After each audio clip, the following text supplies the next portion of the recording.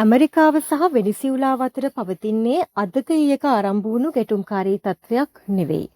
පසුගිය දශක කිහිපය තුළම වෙනස් වුණු ලෝක භූදේශපාලන තත්ත්වය සහ ලතින් ඇමරිකානු සහ අප්‍රිකානු රටවල සිදුවන ජාත්‍යන්තර සම්බන්ධතාවල ගතිකත්වයේ හේතුවෙන් මෙම ගැටුම් දීර්ඝකාලීනව වර්ධනය වුණා.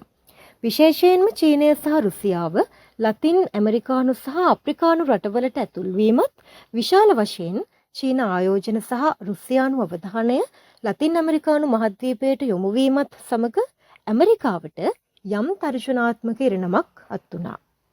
වෙනිසියුලාව ඛනිජ තෙල් සහ රත්රන් බහුල ප්‍රාන්ත 23කින් සමන්විත දකුණු ඇමරිකානු රටක්.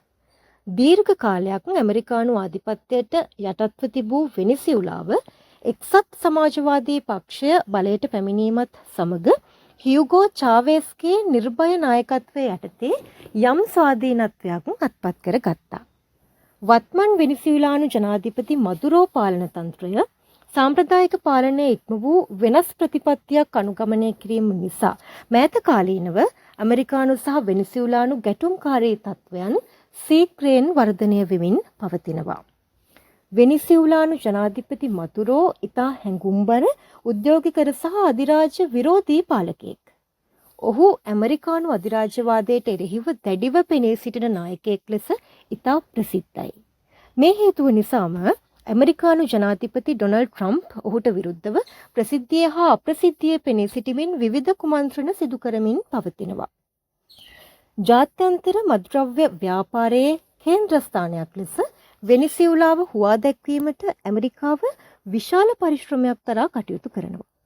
මහා පරිමාණයෙන් සිදුවන මෙම මත්ද්‍රව්‍ය ප්‍රවාහනය ඇමරිකාවට විශාල තර්ජනයක් බවට සමාජ මතවාදයක් නිර්මාණය කිරීමට ඇමරිකානු ජනාධිපතිවරයා දරන මෙම උත්සාහය පසුගිය සති කිහිපය තුළ ජාත්‍යන්තර මාධ්‍යවල දැඩිව වර්ධනය වුණා.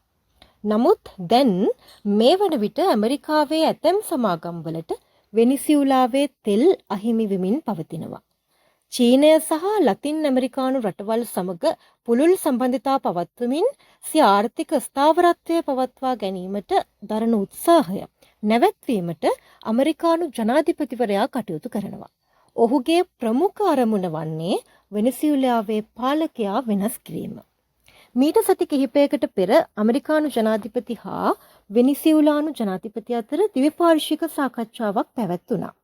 එහිදී වෙනිසියුලානු ජනාධිපතිවරයාට රටින් පලා යන ලෙසටත් එසේ නොමැතිනම් ඉතා සෝචනීය ඉරණමකට මුහුණ දීමට සිදුවන බවටත් ඇමරිකානු ජනාධිපතිවරයා විසින් සඳහන් කර තිබෙනවා. නමුත් මෙම සම්බන්ධයෙන් චීනය සහ රුසියාව ඇතුළු බොහෝ රටවලින් විශාල විවේචනයක් සහ දැඩි විරෝධයක් එල්ල වුණා. මෙම උණුසුම් තත්ත්වය දිගින් දිගටම යමින් තිබෙනවා. මෙම නොසන්සුන්තාවයන් දිගුකාලීනව වර්ධනය වෙමින් තිබෙනවා. ඇතැම් රුසියානු ආයුධ සහ ප්‍රහාරක යාන පවා වෙනිසියුලාවට ලබා දීමට ඔවුන් තීරණය කර තිබෙනවා. නමුත් වෙනිසියුලානු ජනාධිපති මදුරෝ පාලනයට එරට ජනතාව විශාල සහයෝගයක් ලබා දෙන නිසා ස්ථිර වශයෙන්ම ඇමරිකාව වෙනිසියුලාව ආක්‍රමණය කරාවියයි නිශ්චිතව සඳහන් කරන්න බැහැ. නමුත් වක්‍රාකාරයෙන් විවිධ ආක්‍රමණ දියත් කරමින් වෙනිසියුලානු ආධිපත්‍ය බිඳ දැමීමට ට්‍රම්ප් මේ වන විට කටයුතු කරමින් සිටිනවා. මේ අතර පසුගියදා වෙනිසියුලාවට ඔබ්බෙන්වන මුහුදේදී ඉන්ධන ප්‍රවාහනය කරමින් තිබූ විශාල ප්‍රමාණයේ නෞකාවක් ඇමරිකානු භාරයට ගැනීමට එරට හමුදාව කටයුතු කළා. ස්නිපර් නම් මෙම නෞකාව සම්බාධක පනවා ඇති වෙනිසියුලානු හා ඉරාන පොරතෙල් ප්‍රවාහනයට යොදා ගන්නා ලද බවටත් දීර්ඝ කාලයක් පුරා එහි ගමන් මාර්ගය වෙනස් කරමින් භාවිතයේ යොදවා ඇති බවටත් ඇමරිකානු නීතිපතිවරයා විසින් සඳහන් කර තිබෙනවා. මෙම සිදුවීම දැඩි ලෙස විවේචනය කරමින් වෙනිසියුලාව පෙන්වා දෙන්නේ ඇමරිකාව මුහුදු කොල්ලකරුවන් ලෙස කටයුතු කරන බව. ලෝක ආර්ථික බලවතා ලෙස ඇමරිකාව සෙසු රටවලට සැලකිය යුතු මැදිහත්වීමක් සිදු කරමින් අධිරාජ්‍යවාදී ආධිපත්‍ය ගෝලීය වශයෙන් පැතිරවීමට දරන උත්සාහය ක්‍රමයෙන් අඩපණ කිරීමට චීනය ඇතුළු ආර්ථික වශයෙන් ශක්තිමත් රටවල් දරන උත්සාහයත් සමග ඇති වී තිබෙන මෙම සීතල යුද්ධය ලෝක භූදේශපාලනය තුළ ප්‍රබල සන්ධිස්ථානයක් සලකුණු කරන බව නොඅනුමානයි.